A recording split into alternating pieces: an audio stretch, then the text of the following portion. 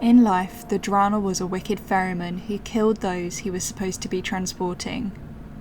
Nagesh liked his style, so in death the Drowner is tasked with ferrying the spirits of the deceased to wherever the Lord of Death needs them.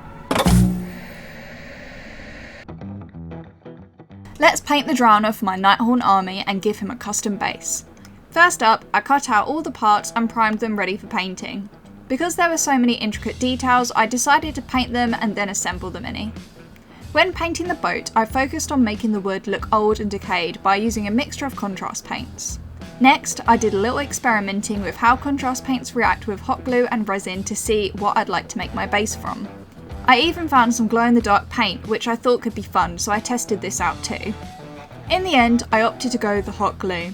The idea for the custom base was to do a kind of creepy, swirly hurricane portal that the Drowner would use to take the souls to different parts of the realm. The glue kept melting the top layers and I was really struggling to build up the hurricane shape, so I used these little circles and stilts to stabilise the shape and make it easier to build on. I used half moon shapes to finish and give the illusion that the hurricane was spinning. While the glue was setting, I carried on painting the inside of the boat details.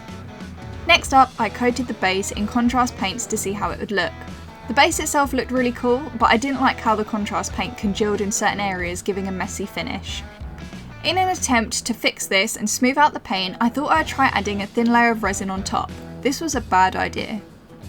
I measured out all my resin and added a drop of colour.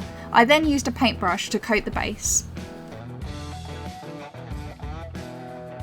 This is what it looked like when the resin had hardened. I still didn't really like the look, so I then added more paint to try and fix it. The resin base was finally finished, so I took a moment to step back and look at it, and all I could think was, this looks crap. So then I scrapped that idea and started over again. This new base was created with the same hot glue method, but then instead of resin, I coated it in air dry clay and painted. Next, I added some Vallejo water texture. If you were going for a water look, you could pretty much leave it here, but I wanted my portal to be made more of a purple mist rather than water. I added a white dry brush to capture some of those edge details. Next, I began adding on all the spare parts that came with the model and some leftover skulls I had from another project. I wanted to give the illusion that all of these parts were coming out of the portal.